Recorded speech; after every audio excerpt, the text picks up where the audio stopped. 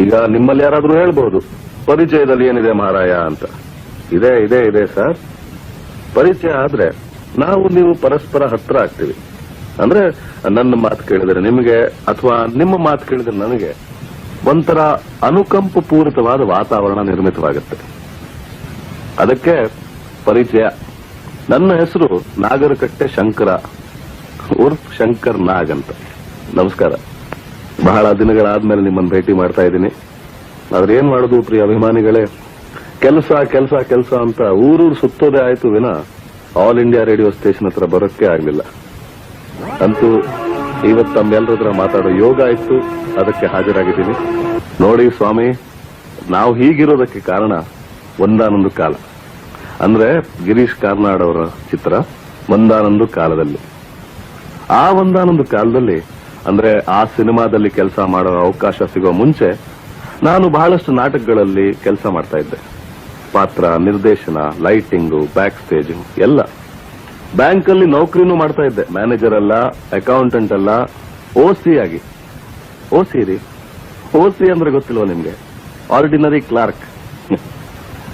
ಆ ಒಂದಾನೊಂದು ಕಾಲದಲ್ಲಿ ಸಾಯಂಕಾಲ ಬ್ಯಾಂಕ್ ನೌಕರಿ ಮುಗಿಸಿ ಒಂದು ನಾಟಕದ ರಿಹರ್ಸಲ್ ಮಾಡ್ತಿರುವಾಗ ಗಿರೀಶ್ ಕಾರ್ನಾಡ್ ಅವರು ಬಂದ್ರು, ನೋಡಿದ್ರು, ಮತ್ತೆ ಕೇಳಿದ್ರು, ಸಿನಿಮಾದಲ್ಲಿ ಪಾರ್ಟ್ ಮಾಡ್ತೀಯನೋ ಹುಡುಗ ಅಂತ.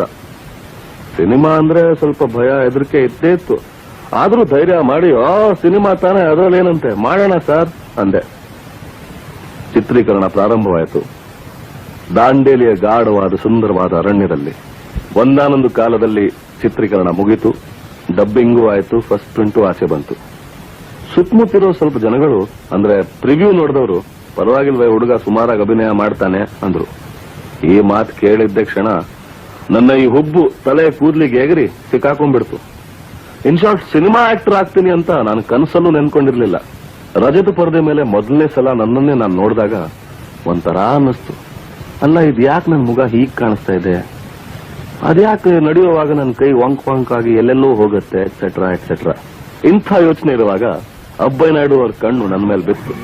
ಮತ್ತೆ ಸೀತಾರಾಮು ಈ ಚಿತ್ರದಲ್ಲಿ ಅಭಿನಯ ಮಾಡಕ್ಕೆ ಅವ್ರು ದೊಡ್ಡ ಮನಸ್ಸು ಮಾಡಿ ನನ್ಗೊಂದು ಅವಕಾಶ ಕೊಟ್ಟರು. ಮೊದಲನೇ ದಿನ ಚಿತ್ರೀಕರಣಕ್ಕೆ ಹೋದ್ರೆ ನನ್ನ ಹೃದಯ ಅಲ್ಲೇ ನಿಂತು ಬಿಡ್ತು. ಯಾಕಂದ್ರೆ ಮೊದಲನೇ ದಿನವೇ ಈ ಹಾಡಿನ ಚಿತ್ರೀಕರಣ ಮುಗಿಯುವಷ್ಟರಲ್ಲಿ ನಿಂತು ಹೋಗಿರೋ ನನ್ನ ಹೃದಯ ಆಚೆನೆ ಬಂದ್ಬಿಡ್ತು ಅಂದ್ರೆ ಅತಿಶಯೋಕ್ತಿ ಆಗ್ಲಾರ್ದು.